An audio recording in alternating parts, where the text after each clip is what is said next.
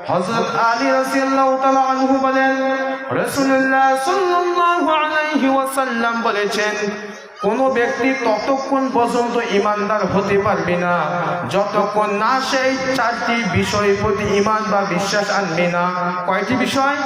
চারটি বিষয়ের প্রতি বিশ্বাস বা ঈমান আনবে না।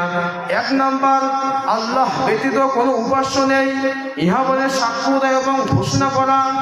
দুই নাম্বার, আল্লাহ নবী বলছে, আমি যে আল্লাহর নবী, তিনি যে আমাকে সত্যর সাথে পাঠিয়েছেন, ইহার প্রতি ঈমান আনা।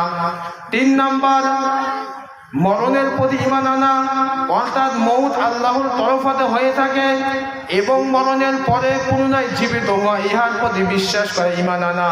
তিন নাম্বার, তাকদীরের প্রতি বিশ্বাস স্থাপন করা। কিসের প্রতি? চার নাম্বার কি? তাকদীরের প্রতি বিশ্বাস স্থাপন। হযরত আলী রাদিয়াল্লাহু তাআলা আনহু বলেন, রাসূলুল্লাহ সাল্লাল্লাহু আলাইহি ওয়াসাল্লাম বলেছেন, কোন ব্যক্তি ততক্ষণ পর্যন্ত ঈমানদার হতে পারবে না যতক্ষণ না সেই চারটি বিষয়ের প্রতি ঈমান বা বিশ্বাস আনবে না। কয়টি বিষয়?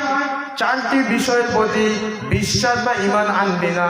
এক নাম্বার, আল্লাহ ব্যতীত কোনো উপাস্য নেই, ইহা বলে সাক্ষ্য দেয় এবং ঘোষণা করা। দুই নাম্বার, আল্লাহ নবী বলছে, আমি যে আল্লাহর নবী, তিনি যে আমাকে সত্যর সাথে পাঠিয়েছেন, ইহার প্রতি ঈমান আনা।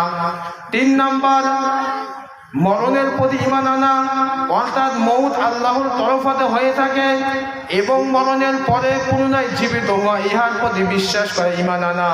তিন নাম্বার, তাকদীরের প্রতি বিশ্বাস স্থাপন করা। কিসের প্রতি? চার নাম্বার কি? তাকদীরের প্রতি বিশ্বাস স্থাপন।